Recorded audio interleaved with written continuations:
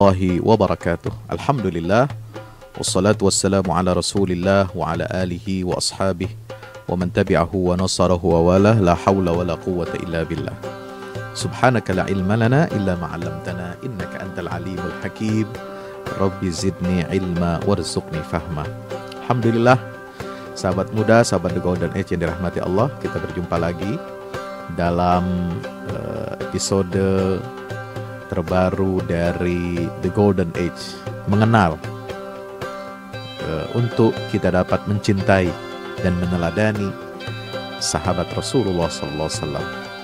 Kali ini tentang seorang sahabat mulia, ya, yang bernama Abu Dzar Al-Ghifari radhiyallahu taala anhu. Siapa itu Abu Dzar? Abu Dzar Al-Ghifari ini sahabat muda, sahabat The Golden Age yang dirahmati Allah Ta'ala. Beliau nama aslinya adalah Jundub bin Junadah. Ya, siapa? Jundub bin Junadah. Jundub bin Junadah ini yang sering kita kenal dengan nama Abu Dzar Al-Ghifari itu, ya, beliau ini masuk Islam sudah sangat cukup lama, ya, termasuk generasi Islam yang pertama. Beliau masuk Islam itu ketika periode Makkah, sebelum Nabi hijrah ke Madinah, ya. Beliau mungkin adalah orang keempat atau orang kelima yang masuk Islam. Subhanallah. Jadi disebutkan di sini dalam biografi beliau yang ditulis oleh Saleh Asyami dalam kitab Mawa'izus Sahabah, disebutkan adalah Rabi'u arba'atin au khamisu khamsatin. Ya, beliau ini sahabat orang yang keempat atau orang yang kelima pertama kali masuk Islam. Kemudian beliau kembali pulang ke kampung halamannya, ya, ke tengah-tengah kaumnya. Lalu kemudian hijrah, ya, Rasulullah SAW hijrah ke Madinah. Nah, ketika Nabi hijrah ke Madinah itu, sahabat Abu Dzar Al-Ghifari tidak bersama Rasulullah. Ya, beliau tidak, hijrahnya itu tidak dari Makkah, tapi hijrahnya itu dari kampung halamannya. Ya, kapan beliau hijrah sampai ke Madinah? Itu dalam catatan riwayah fahajara ba'dal khandaq. Ya, sahabat Abu Dzar Al-Ghifari hijrah ke Madinah menyusul Rasulullah SAW itu setelah perang Ahzab. Artinya setelah tahun ke-5 Hijriah. Subhanallah. Jadi beliau tidak kita dengar, ya, termasuk sahabat yang disiksa ataupun diintimidasi ketika periode Makkah. Karena setelah beliau masuk Islam, ya, awal-awal itu di Makkah, beliau kembali ke kampung halamannya. Ternyata beliau ini memang bukan orang Quraisy, bukan orang Makkah, ya. Dan kembali ke kampung halamannya. Mungkin beliau berdakwah, ya, menyampaikan ajaran Islam ke tengah-tengah kaumnya, atau dia memiliki urusan yang tidak bisa ditinggalkan ketika itu sehingga tidak bisa bersama Rasul dan para sahabat. Baru beliau hijrah ke Madinah itu setelah perang Ahzab, ya, setelah perang Khandaq. Nah, setelah perang Khandaq beliau hijrah ke Madinah. Disitulah beliau terus-menerus membersamai Rasulullah Sallallahu Alaihi Wasallam, baik ketika Nabi, ya, tinggal bermukim di Madinah ataupun ketika beliau bepergian melakukan safar. Beliau selalu ikut Rasulullah SAW. Dan setelah Nabi wafat Sallallahu Alaihi Wasallam, ya, juga di masa Khulafaur Rasyidin beliau masih tinggal di Madinah, ya. Lalu setelah itu pasca fitnah antara Ali dan Muawiyah, beliau ini tinggal di Syam. Nazala Syam hatta waqa bainahu wa baina Muawiyah fastaqdamahu Utsmanu ilal Madinah. Ya. Di masa setelah Rasulullah wafat, beliau ini tinggal di negeri Syam. Sehingga pada masa Khulafaur Rasyidin yang ketiga, yaitu Sayyidina Utsman bin Affan, sahabat muda yang dirahmati Allah Ta'ala, ya, Utsman bin Affan ini kan kita tahu dalam sejarah beliau ini mengangkat Muawiyah sebagai gubernur di Syam. Nah, disitulah terjadi percekcokan atau perselisihan pandangan antara Abu Dzar Al-Ghifari dan gubernur Syam yaitu Muawiyah bin Abi Sufyan. Soal apa? Ya biasa, soal ya ada perbedaan karakter dan sudut pandang. Kalau Abu Dzar Al-Ghifari ini orang yang zuhud, orang yang sederhana, tidak bisa melihat pejabat negara, tidak bisa melihat apalagi seorang sahabat Rasulullah itu hidup agak mewah sedikit. Ya, itu beliau langsung kritik. Sehingga apa? Muawiyah ini merasa sering mendapatkan kritikan lah, kira-kira begitu.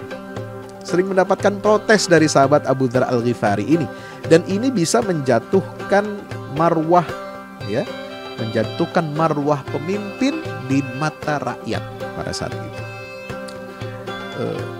Sebenarnya perbedaan sudut pandang ini biasa, tidak ada masalah. Jadi ada di antara kita saja para ulama, ada yang memang senang untuk hidup zuhud, ya, tidak menonjol dari sisi keduniawiannya, sangat hidup sangat, meskipun dia punya harta tapi tidak mau menonjolkan. Ada juga ulama yang mungkin secara lahiriah tampil mewah atau agak sedikit glamor, tetapi tetap dia menjaga muruahnya. Tentu dia mencari hartanya dengan cara yang halal, ya, dari sumber yang halal, ya. Dia didik, apalagi ini sahabat Nabi, tidak main-main, tidak sama dengan kita, ya.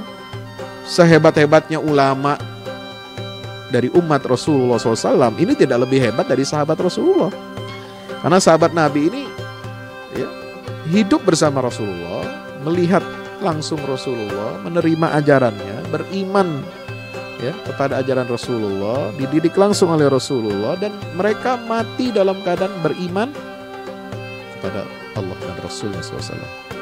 Dan mereka ini dididik oleh, mendapatkan pujian dari Allah Subhanahu wa Ta'ala. Apalagi Muawiyah bin Abi Sufyan ini dikenal sebagai salah seorang, ya, penulis atau penulis Al-Quran, ya, sekretaris Rasulullah SAW, sekretaris wahyu yang terkemuka dia, karena beliau ini pandai menulis, ya, di antara para sahabat yang lainnya, ya. Artinya apa? Ini perbedaan sudut pandang biasa, ya. Ada ulama sekarang aja kan begitu, ada ulama yang kelihatannya mewah, ada ulama yang nggak mau tampil mewah padahal dia punya harta, ya. Ini soal cara dan rasa. Ini perbedaan biasa di antara para sahabat Rasulullah SAW. Abu Dzar menginginkan pemimpin, pejabat negara, penyelenggara negara jangan tampil mewah, meskipun dengan harta yang dia miliki didapat dari cara yang dari sumber dan cara-cara yang halal. Ya. Kenapa? Karena cinta, khawatir kita terjebak jatuh kepada penyakit cinta dunia, dan itu satu tindakan yang kurang terpuji. Tetapi di sisi lain, Muawiyah termasuk juga Khalifah Utsman bin Affan memandang bahwa nikmat dunia itu adalah karunia dari Allah, ya. Uhilla lahumut thayyibat, ya. Lima tuharrimu ma ahallallahu lak. Kita tidak boleh, la tuharrimu thayyibati ma, ya, razaqnakum. Jangan kita mengharamkan apa yang telah diberikan oleh Allah berupa harta-harta yang baik-baik, dan menampilkan kenikmatan harta itu bisa termasuk menjadi bab, masuk ke dalam bab tahadduts bin ni'mah, wa amma bi ni'mati rabbika fahaddits, ya. Jadi salah satu cara mensyukuri nikmat Allah adalah dengan tahadduts bin ni'mah, supaya kita ini pandai bersyukur kepada Allah Ta'ala, ya.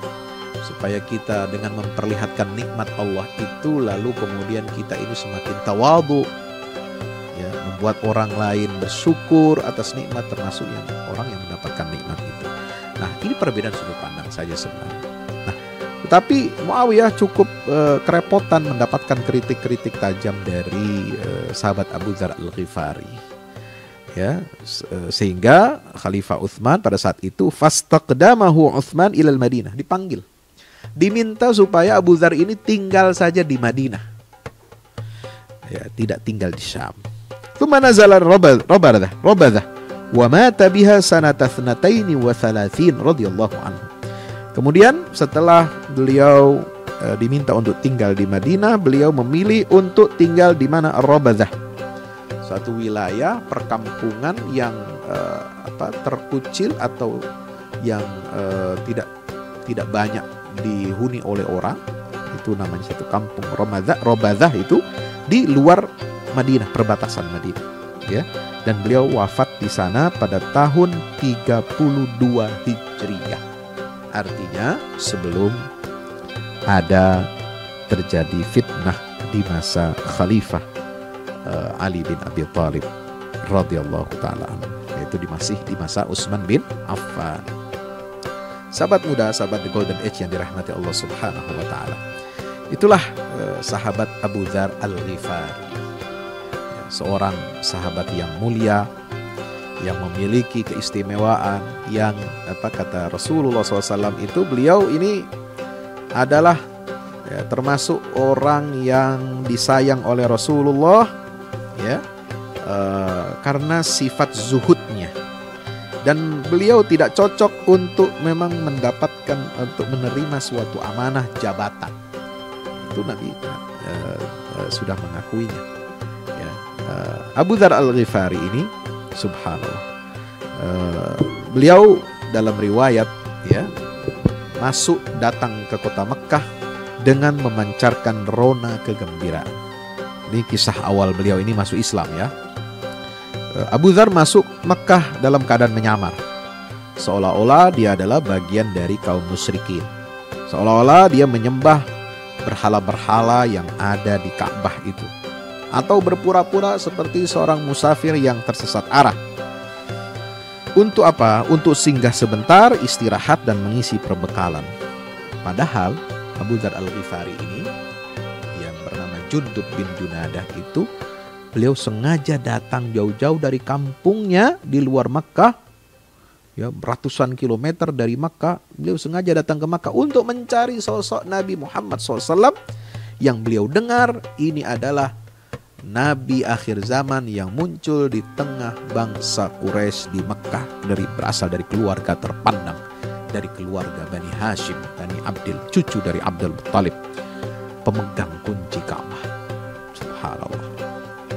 Nah, sahabat muda, sahabat di Golden Age yang dirahmati Allah, maka itu beliau mencari, ya, berita yang tersebar itu, ya, mencari berita tentang Nabi Muhammad SAW, dan beliau berhati-hati mencari petunjuk bagaimana caranya mendapatkan informasi, ya, untuk bisa berjumpa dan bertemu langsung dengan Rasulullah SAW. Nah, pada satu hari, ya, beliau akhirnya sampai ke tempat di mana Rasulullah SAW berada. Saat Rasulullah tengah duduk sendirian, ya, Abu Dzar langsung menghampiri setelah mendapatkan informasi bahwa itu adalah sosok Muhammad yang menyatakan diri sebagai Nabi. Maka beliau langsung segera mendekatinya sambil mengatakan, "Selamat pagi wahai saudara semangsaku." Abu Dzar menyapa Rasulullah waktu itu. Maka Rasulullah menjawab, "Waalaikumsalam wahai saudara. Ya, dendangkanlah untukku dari sebagian hasil gubahanmu." Ya, kata Abu Dzar Al-Ghifari. Maksudnya beliau ini ngetes apakah Rasulullah ini penyair, ahli sastra, atau memang dia ini nabi. Apa jawab Rasulullah? Balas Rasulullah Muhammad SAW, "Ini bukan syair, sehingga aku dendangkan untukmu. Ini adalah bacaan Quran yang mulia." Lalu Rasulullah membacakan Al-Quran, sementara Abu Dzar mendengarkannya dengan khusyuk. Tidak lama, Abu Dzar kemudian berucap suatu ucapan yang menjadi tanda ikatan perjanjian yang berat antara seorang hamba dengan Rabbnya, penciptanya Jalla Jalaluh. Satu ikatan perjanjian yang sangat berat itu diungkapkan oleh Allah dalam Al-Quran sebagai mitsaqan. Wa idh akhadna minan nabiyyina mitsaqahum wa minka wa min Nuh la tu'minunna bihi wa la tansurunnah. Nah, itu. Jadi seluruh nabi dan rasul sebelum Muhammad SAW, mereka telah diminta oleh Allah Subhanahu wa taala untuk diambil sumpah dan janji setianya. Disebut dengan mitsaq, ikatan janji yang berat. Apakah kalian akan beriman dengan Rasul akhir zaman ini? Apakah kalian akan bersedia untuk menolongnya? Qala aqrartum wa akhadtum ala dzalikum isri qalu bala. Allah meminta para nabi dan rasul itu untuk bersumpah setia, diambil janjinya oleh Allah Subhanahu wa taala. Nah, disitulah Abu Dzar berucap dua kalimat syahadat. Asyhadu an la ilaha illallah wa asyhadu anna Muhammadan Rasulullah. Lalu Nabi bergembira dan beliau bertanya kepada sosok ini, dari mana asalmu wahai saudaraku? Abu Dzar menjawab, aku dari Ghifar, dari Bani Ghifar. Maka Rasulullah mengembangkan bibirnya seraya tersenyum lebar, dan Abu Dzar pun tertawa melihat hal itu. Mengapa Rasulullah merasa heran saat beliau tahu orang yang baru saja menyatakan syahadatnya, kesaksiannya, dan memeluk Islam di hadapan Rasulullah itu adalah seorang laki-laki dari Bani Ghifar? Kenapa Rasulullah tersenyum? Sahabat muda yang dirahmati Allah Ta'ala, karena Bani Ghifar adalah sebuah kabilah yang sangat terkenal. Ya, reputasinya itu, kabilah Ghifar, Bani Ghifar ini reputasinya tidak ada tandingannya dalam apa? Dalam urusan membegal, merampok kafilah di seantero Jazirah Arabia. Sehingga Rasulullah tersenyum, ya Allah, ini orang dari Bani Ghifar yang dikenal sebagai suku perampok, suku yang suka menjarah dan membegal kafilah-kafilah dagang yang ada di Jazirah Arabia.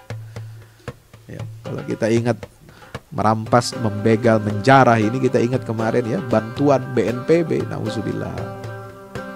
Yang dijarah itu ketika dalam perjalanan menuju apa?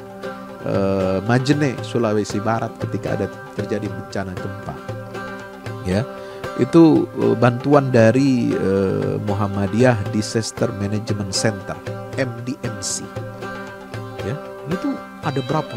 Iring-iringan 15 mobil mungkin, pick up, ya, dijarah di tengah jalan. Nah, ini kan perompak.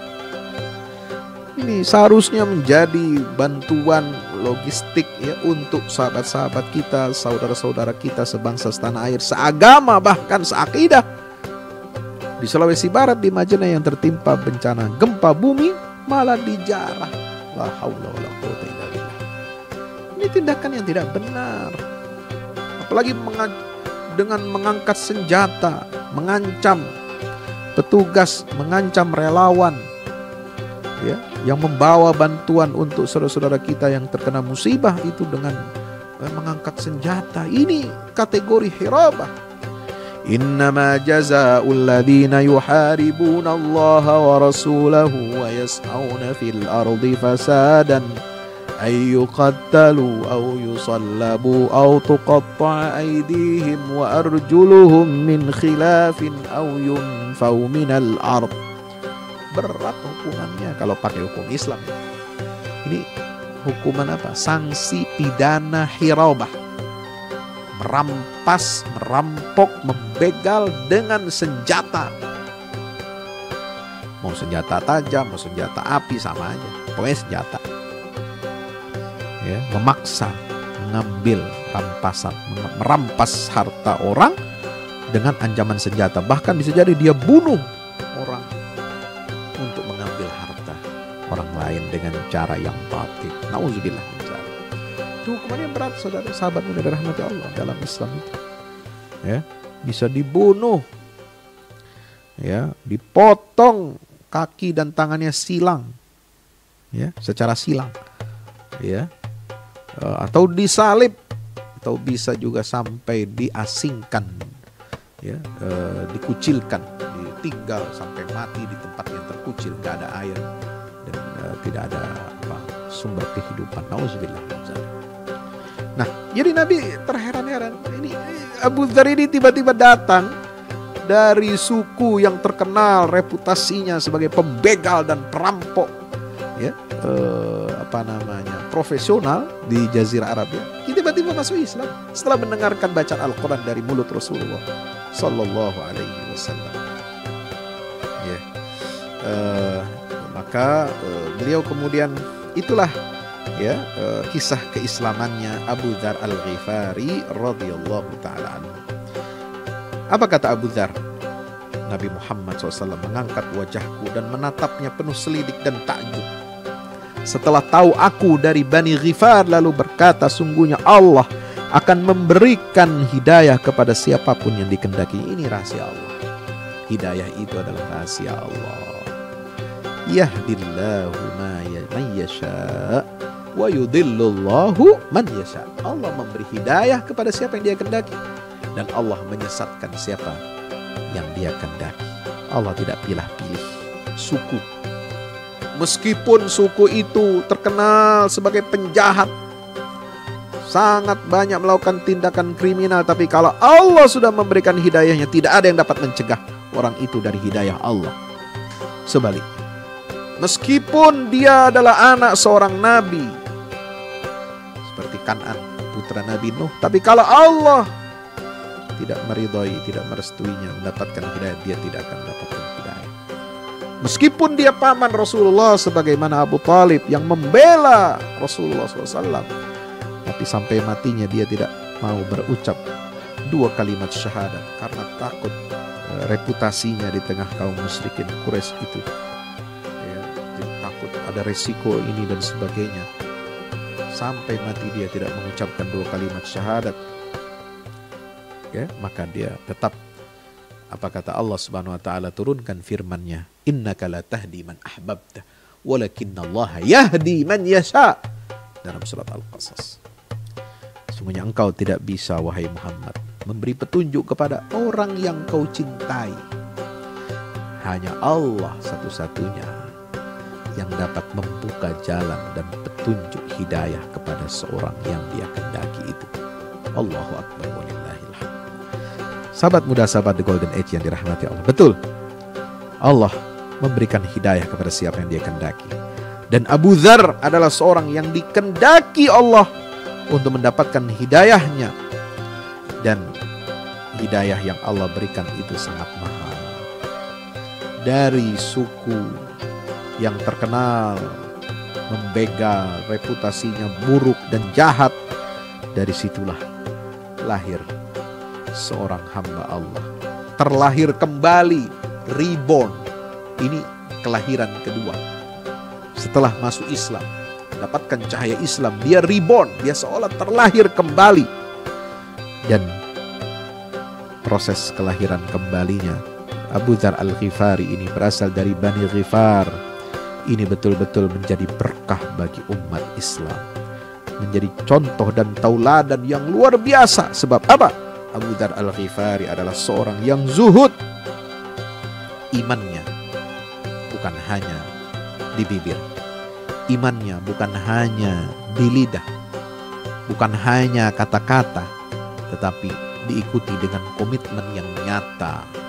Ketika dia tundukkan seluruh tindak tanduk perilakunya, ucapannya, fikirannya, akhlaknya, semua kepada nilai-nilai yang diturunkan oleh Allah dan Rasulullah Sallallahu Alaihi Wasallam. Dan ciri Abu Dzar Al-Ghifari ini selain zuhud adalah selalu berterus terang dengan kebenaran. Jundub bin Junadah adalah orang yang bertabiat spontan dan terus terang. Dia nggak ada suka menutup-nutupi, ya, tidak suka mudahana, ya, tidak suka berdiplomasi atau dengan alasan santun, lemah lembut, ya, lalu dakwah ini kritik itu lalu tidak disampaikan dengan secara terus terang apa adanya. Nah, itu ciri Abu Dzar Al-Ghifari. Jadi ini sahabat Nabi itu memberikan contoh yang banyak. Ya, model-modelnya. Ada orang yang ceplas-ceplos, ada yang terus terang, ada yang santun, ya. Dia menyesuaikan sesuai dengan kondisi, dengan cara yang hikmah, mau'izah hasanah dan sebagainya. Tapi ada juga yang subhanallah, seperti seorang pada saat itu beliau ini adalah contoh bagi seorang yang spontanitas dan terus terang dengan kebenaran. Ya, subhanallah. Ya. Sahabat semua yang dirahmati Allah Subhanahu wa taala. Ya. Setelah beliau masuk Islam, Nabi mewanti-wanti untuk menyembunyikan keimanannya ini. Ya. Dan tidak ada pilihan bagi Abu Dzar kecuali dia menyimpan rapat keimanannya dan membawanya pergi meninggalkan Makkah, kembali menuju kampung halamannya. Dan Allah menciptakan Abu Dzar ini tidak lain untuk menghancurkan kebatilan dimanapun ia berada. Tidak bisa Abu Dzar Al-Ghifari diam terhadap kebatilan. Ya. Dan ketika dia melihat kebatilan dengan kedua matanya, maka batu-batu yang disusun sedemikian rupa, yang keberadaan penyembahnya jauh lebih dahulu daripada keberadaannya, serta dahi dan akal ditundukkan di hadapannya, maka saat itulah Abu Dzar Al-Ghifari pergi, dan beliau diperintahkan oleh Rasulullah untuk kembali kepada kaumnya. Wahai Abu Dzar, kembalilah kepada kaummu sampai ada berita dariku. Sahabat muda, sahabat The Golden Age yang dirahmati Allah Subhanahu wa taala. Abu Dzar Al-Ghifari ini memang orang yang agak keras kepala. Beliau malah setelah disuruh pulang, suruh menyimpan keimanannya rapat-rapat, Abu Dzar malah berkata, aku tidak akan pergi sebelum aku teriakkan Islam di mana? Di Masjidil Haram. Subhanallah. Dan dia lakukan apa yang dia tekadkan itu. Dia berteriak dengan sekuat tenaga, asyhadu an la ilaha illallah wa asyhadu anna Muhammadan Rasulullah. Inilah teriakan pertama yang menantang kesombongan kaum Quraisy serta menggetarkan pendengaran mereka. Apalagi orang yang berteriak lantang ini, dengan mendemonstrasikan dua kalimat syahadat ini adalah orang asing yang bukan dari suku Quraisy di Makkah. Dia lakukan itu, dia teriakkan itu di tengah Masjidil Haram, di pelataran Ka'bah yang saat itu masih dipenuhi dengan berhala-berhala sesembahan kaum Quraisy. Subhanallah. Sehingga apa?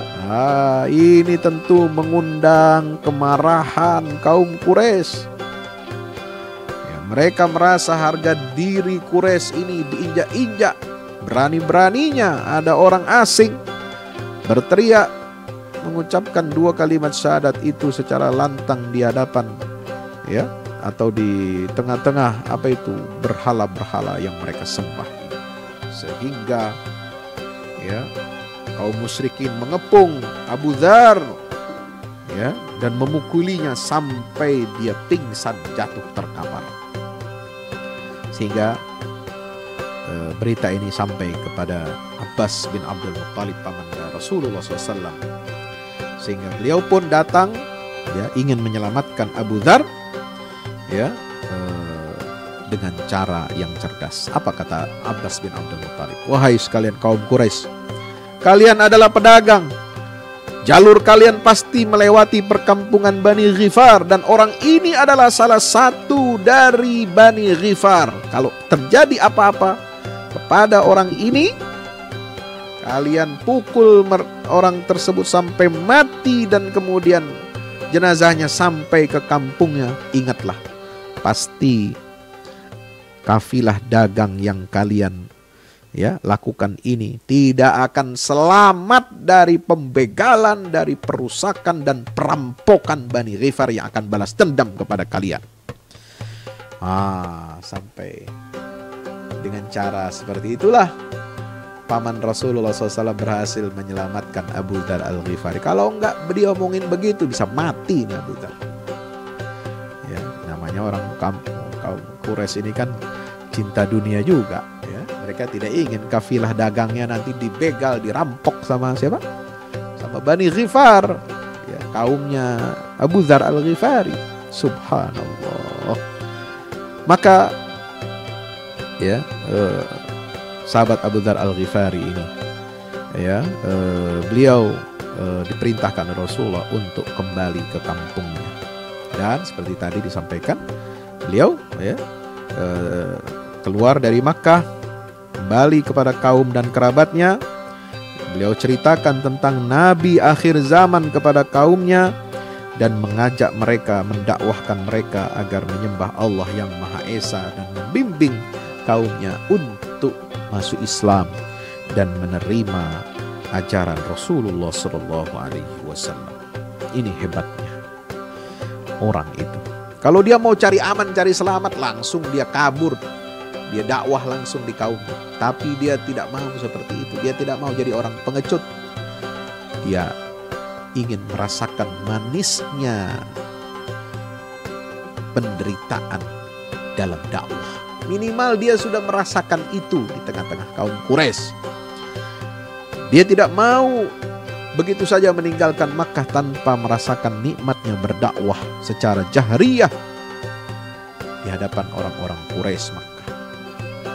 Kalau sahabat-sahabat Nabi yang berasal dari suku Quraisy, sahabat-sahabat Nabi yang tinggal di Makkah beriman pada Rasulullah, mereka mendapatkan penyiksaan, penindasan tiap hari, maka kata Abu Dzar Al-Ghifari, cukuplah.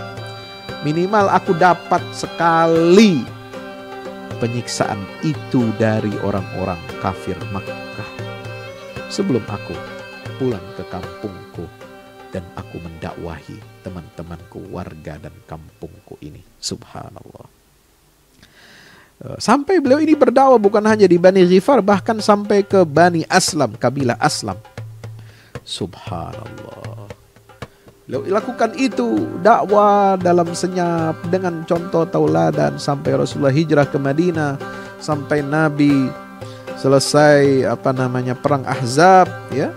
Lalu beliau kemudian ya mendapatkan izin dari Rasulullah untuk hijrah ke Madinah. Subhanallah.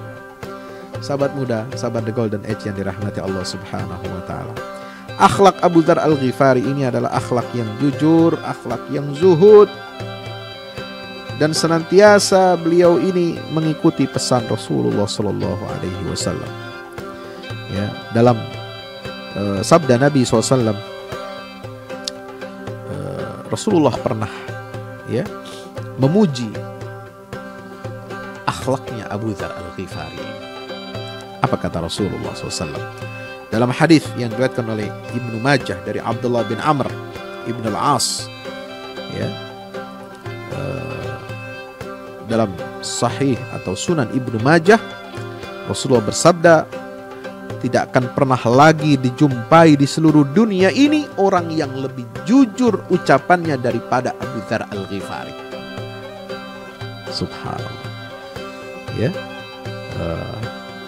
Dan karena kemuliaan Abu Dzar sebagai pendakwah di kampungnya di Bani Ghifar, maka Nabi menyatakan kabilah Ghifar telah mendapatkan ampunan dari Allah dan Allah Al-Ghaffar, dan kabilah Aslam telah mendapatkan keselamatan dari Allah, salam dari Allah Subhanahu wa taala. Kenapa? Karena sosok Abu Dzar sang pendakwah hebat ini. Dia mengislamkan Bani Ghifar dan Bani Aslam, sehingga Bani Ghifar mendapatkan ampunan Allah, maghfirah Allah sesuai dengan kosakata Ghifar, ghafara yaghfir, dan Bani Aslam mendapatkan keselamatan, kesejahteraan dari Allah sebagaimana akar kata dari aslama yuslimu. Bani Aslam sama dengan kalimat Islam itu sendiri. Subhanallah. Itu doa Rasulullah sallallahu alaihi wasallam yang diriwayatkan oleh Imam Bukhari dan Imam Muslim. Sahabat muda, sahabat The Golden Age yang dirahmati Allah. Beliau hidup dengan jujur. Hidup dengan kejujuran yang teruji lahir batin. Jujur batinnya, jujur lahirnya, jujur keyakinannya, jujur pula perkataannya. Subhanallah. Ya, ini yang tidak ada tandingannya. Dan Rasulullah melihat dengan mata batinnya yang tajam. Yang mana pandangan Rasulullah ini menembus batas-batas gaib. Menyingkap misteri yang jauh mengenai keletihan dan penderitaan yang akan dilalui oleh Abu Dzar Al-Ghifari disebabkan kekerasan dan kejujurannya. Dan beliau berpesan kepada Abu Dzar Al-Ghifari untuk sabar dan menempuh hidup ya senantiasa memaafkan, toleran ya sebagai jalan hidupnya. Maka Nabi SAW berpesan, pernah mengajukan pertanyaan kepada Abu Dzar Al-Ghifari, "Ya Abu Dzar, wahai Abu Dzar, bagaimana pendapatmu bila engkau menjumpai para pembesar yang mengambil fai untuk diri mereka pribadi?" Ya, Abu Dzar menjawab, "Demi Allah yang telah mengutus engkau wahai Rasulullah dengan kebenaran, walladzi ba'atsaka bil haqq, aku akan tebas mereka dengan pedangku." Rasulullah bersabda, "Maukah engkau aku beri jalan yang lebih baik daripada itu?" Kata Rasulullah SAW. Ya, mendengar jawaban tegas dari Abu Dzar Al-Ghifari, dia akan melawan dan menentang setiap pemimpin yang curang dan zalim, korup. Pemimpin yang korup dia akan tebas dengan pedangnya, kata Abu Dzar Al-Ghifari. Kata Nabi, bagaimana? Maukah engkau aku beri jalan yang lebih baik daripada itu? Jangan kau gunakan pedangmu itu untuk menebas, karena khawatir nanti ada tudingan, oh Islam ini garis keras, Abu Dzar Al-Ghifari ini radikal, ekstremis, garis keras. Apa nasihat Rasulullah SAW? Bersabarlah sampai engkau menemui aku. Nah, jadi sabar. Nah, ini akhlaknya Rasulullah. Ya, diriwayatkan oleh Abu Daud. Ya, dalam Sunan Abu Daud ya dari sahabat Abu Dzar Al-Ghifari. Subhanallah. Sahabat muda yang dimuliakan oleh Allah Subhanahu wa taala. Abu Dzar bukan orang yang suka hidup bermewah-mewahan, ya, tidak punya ambisi-ambisi pribadi. Dan mari kita dengarkan nasihat mau'izahnya Abu Dzar Al-Ghifari. Berapa menit ini? Abu Dzar Al-Ghifari ya di sini pernah menyatakan apa? Beliau pernah berdiri di sisi Ka'bah. Ini diceritakan oleh seorang tabi'in yaitu Sufyan Ats-Tsauri. Abu Dzar Al-Ghifari berdiri di sisi Ka'bah. Lalu beliau berkata, "Ayyuhan nas, ana Jundub Al-Ghifari, halummu ilal akh an-nasih asy-syafiq." Wahai manusia, aku ini adalah Jundub Al-Ghifari, Jundub bin Junadah Al-Ghifari. Mari, sini, datanglah kepada sahabat saudaramu ini yang memberikan nasihat dan yang memberikan kasih sayangnya. Faktanafahun nas, lalu dia diselubungi, dikerubungi oleh manusia. Faqala, ara'aitum law anna ahadakum arada safaran. Bagaimana pendapat kalian jika seorang dari kalian ingin pergi? Alaysa yattakhidhu minaz zadi ma yuslihuhu wa yublighuhu? Tidakkah orang itu akan mengambil bekal yang dapat ya memberikan kebaikan dan menyampaikan dia kepada tujuannya dari perjalanan itu? Bala. Orang-orang semua menjawab, betul wahai Abu Dzar. Qala fa inna safara tariqil qiyamati ab'adu ma turidun. Ketahuilah ya, perjalanan menuju hari kiamat itu adalah perjalanan yang panjang dan lebih jauh dari apa yang kalian inginkan, yang kalian harapkan. Fakhudhu ma yuslihukum, maka ambil bekal yang dapat membuat kebaikan untuk kalian. Wa ma yuslihuna, apa jawaban? manusia itu. Apa bekal yang harus kita ambil wahai Abu Dzar sehingga kita ini bisa menjadi orang baik? Hujju hujjatan li'azaimil umur. Ya. Hujju hajjatan li'azaimil umur wasumu yawman syadidan harrahu litulin nusyur wa sallu rak'ataini fi sawadil laili liwahsyatil kubur. Pesan Abu Dzar Al-Ghifari untuk menjadi bekal kita menuju hari kiamat itu apa? Pergi hajilah kalian. Sebagaimana hajinya seseorang yang merasa ketika dia berhaji itu dia memikul perkara-perkara yang besar. Puasalah kalian pada hari yang sangat panas teriknya untuk persiapan kalian akan berdiri panjang di padang mahsyar nanti ketika bangkit dari alam kubur. Dan sholatlah kalian 2 rakaat di tengah keheningan malam, di tengah kegelapan malam. Untuk apa? Untuk kalian merasakan bagaimana sepinya alam kubur itu. Kalimatu khairin taquluha au kalimatu syarrin taskutu anha liwuqufi yaumin azim. Ingat ya, kalimat, kalau kalian ingin mengatakan sesuatu, katakanlah kalimat, ucapkan kalimat yang baik-baik. Atau kalau kalian ingin mengucapkan kalimat yang buruk, maka diamlah, itu lebih baik. Kenapa? Supaya kalian selamat pada hari nanti kalian akan bangkit di hari hisab yang sangat besar itu. Tasaddaq bimalika, bersedekahlah kamu dengan hartamu. La'allaka tanju min asiriha, supaya kalian selamat dari sulitnya ya hisab, perhitungan untuk amalmu itu, untuk hartamu itu. Ij'alid dunya majlisaini, jadikan dunia ini 2 majlis saja. Majlisan fi talabil akhirah, ya.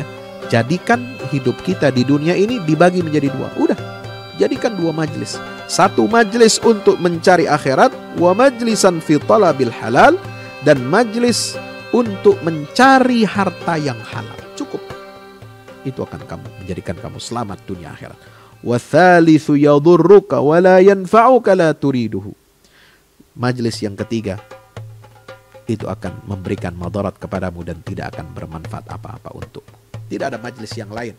Hanya 2 majlis yang membuat kalian selamat selama di dunia. Majlis untuk mencari akhirat, ya, sholat berjamaah, qiyamul lail, sholat sunnah, rawatib, duha, dan lain sebagainya, ya, baca Quran dan sebagainya. Dan majlis talabul halal, mencari rezeki yang halal. Itu aja, 2 majlis saja di dunia. Ij'alil mala dirhamaini, jadikan ya hartamu itu seperti 2 dirham. Dirhaman tunfiqu ala iyalika min hillihi, 1 dirham yang kamu infakkan kepada keluargamu karena itu adalah harta yang halal. Wa dirhaman tuqaddimu li akhiratik, dan 1 dirham yang kamu infakkan, kamu berikan untuk bekal akhirat. Cukup. Harta itu 2 ini saja bagian kita. Ya. Nafkahi keluargamu dengan harta yang halal, dan sedekah, infak untuk tabungan akhirat. Selesai. Wa thalith yadurruka walaya. Tidak ada lagi harta selain 2 itu yang akan bermanfaat bagi kamu. Tumanada bi'ala sauti, ya ayuhan nas qad qultukum qad qatalakum hirsun la tudrikunahu abadan. Wahai sekalian manusia, sungguh ya, sifat tamak telah membunuh kalian sehingga kalian tidak akan mendapati ketamakan itu lagi selama-lamanya. Subhanallah. Ya, itulah nasihat dari Abu Dzar Al-Ghifari. Apa nasihat beliau yang kedua? Uhibbul Islam wa ahlah. Aku cinta Islam dan penduduknya atau pemeluknya. Wa uhibbul fuqara, aku cinta kepada orang-orang fakir. Uhibbul gharib min wa uhibbal gharib min qalbik. Cintailah orang asing dari sepenuh hatimu. Wadkhul fi ghumumid dunya wakhruj minha bisabr. Masuklah dalam keresahan-keresahan dunia dan keluarlah darinya dengan membawa bekal kesabaran. Wala ta'man li rajulin ayyakuna ala khairin, dan jangan kalian merasa aman kepada seorang laki-laki yang seolah-olah dia nampak baik, fayarji'u ila syarrin fayamutu bi syarrin, sebab bisa jadi orang itu akan kembali kepada keburukan dan dia mati dalam keadaan buruk. La tai'as min rajulin yakunu ala syarr, sebaliknya jangan kalian putus asa dari seorang yang nampaknya dia itu sekarang buruk. Fayarji'u ila khairin, bisa jadi dia nanti akan bertobat, dia akan kembali menjadi orang baik. Fayamutu bi khairin, dan dia mati dalam keadaan kebaikan.